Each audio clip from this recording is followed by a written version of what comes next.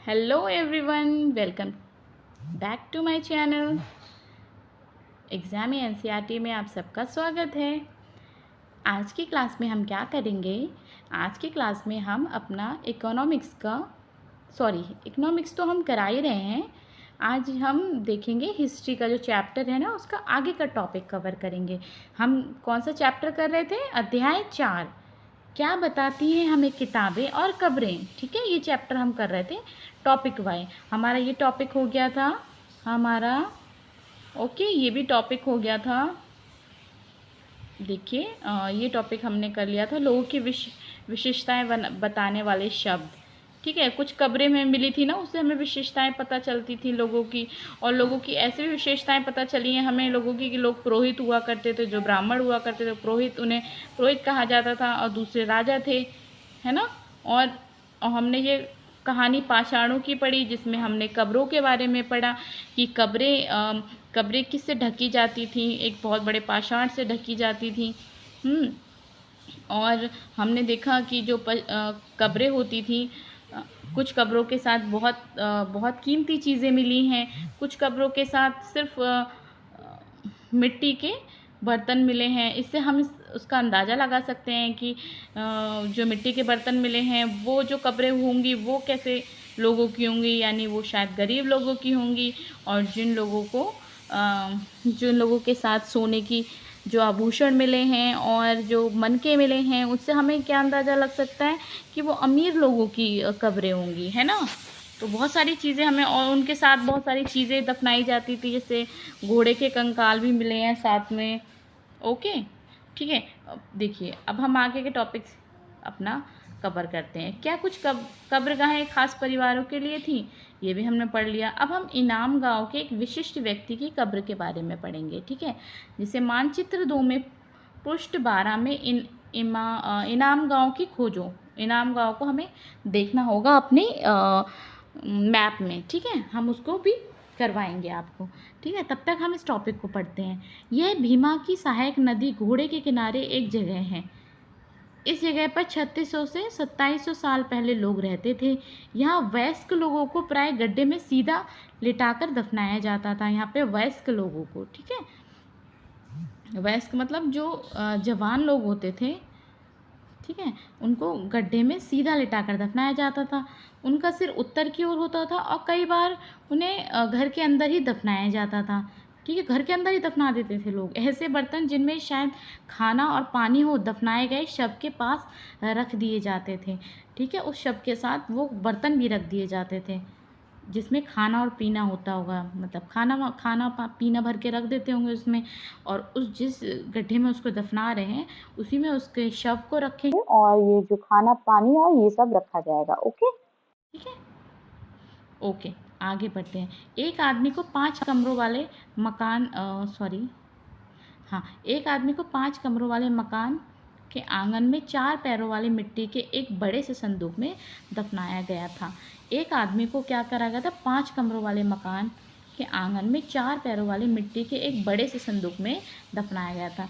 बस्ती के बीच में बसा यह घर गांव के सबसे बड़े घरों में था।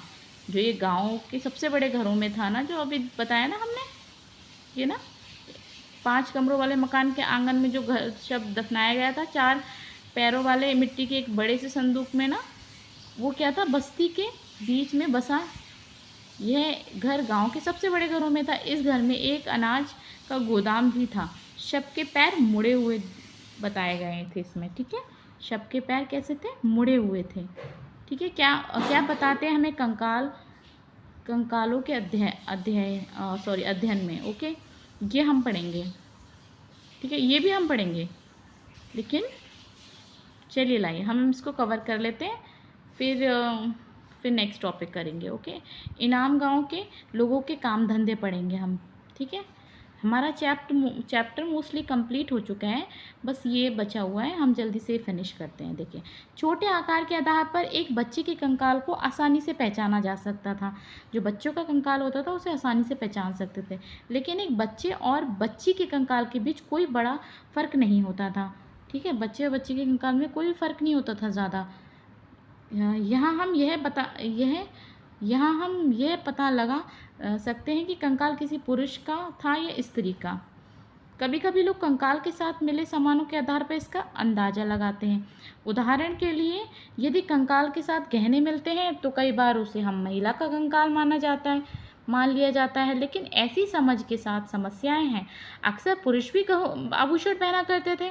पहले के टाइम पे लोग जो पुरुष होते थे वो भी आभूषण पहना करते थे। कंकाल का लिंग पहचानने का बेहतर तरीका उसकी हड्डियों की जांच है। क्योंकि महिलाएं बच्चों को जन्म देती हैं, इसलिए उनका कटी प्रदेश या कूल्हा पुरुषों से ज़्यादा बड़ा होता है। ये समझ कंकालों के आधुनिक अध्ययन पर आधारित है। ठीक है, ओके। आज से लगभग 2000 साल पहले चरक नाम के प्रसिद्ध वैद्य थे। उन्होंने चिकित्सा शास्त्र का चरक संहिता नाम की किताब लिखी थी। एक हमारे चिकित्सक थे, चिकित्सा शास्त्र पर चरक संहिता नाम की किताब लिखी थी इन्होंने, जो एक हमारे प्रसिद्ध वैद्य थे ना 2000 साल पहले, आज से लगभग। ठीक है, वे कहते हैं कि मनुष्य के शरीर में 260 हड्डियां होती हैं। यह आधुनिक शरीर रचना विज्ञान की 206 हड्डियों से काफ़ी ज़्यादा है। संभवतः चरक ने अपनी गिनती में दांत, हड्डियों के जोड़ और कार्टिलेज को जोड़कर ये संख्या बताई थी। ठीक है, उन्होंने तो 260 हड्डियों के बारे में बताया, लेकिन उन्होंने और भी बहुत सारी चीज़ें जोड़ी थी, जैसे कि दांतों की गिनतियाँ की, हड्डियों के जोड़े, कार्टिलेज, सबको जोड़कर संख्या बताई थी। ओके, अब हमारा ये टॉपिक है कि इनाम गांव के जो लोग थे ना, वो काम धंधे क्या किया करते थे। तो इनाम गांव में पुरातत्वविद को गेहूँ, जौ, चावल, दाल, बाजरा, मटर और तिल के बीज मिले हैं। इनाम गांव में हमें इन अनाजों के बीज मिले हुए हैं। ठीक है, ये रहे आपके अनाज। कई जानवरों की हड्डियां भी मिली हैं। कई हड्डियों पर काटने के निशान से यह अंदाज़ा होता है कि लोग इन्हें खाते होंगे। कई हड्डियों पर काटने के निशान से अंदाज़ा होता है कि लोग इन्हें खाते भी होंगे। ठीक है, गाय, बैल, भैंस, बकरी, भेड़, कुत्ता, घोड़ा, गधा, सुअर, सांभर और चितकबरा, हिरण और कृष्ण मृग, खरहा, नेवला, चिड़िया, घड़ियाल, कछुआ, केकड़ा, मछली की हड्डियां भी पाई गई हैं।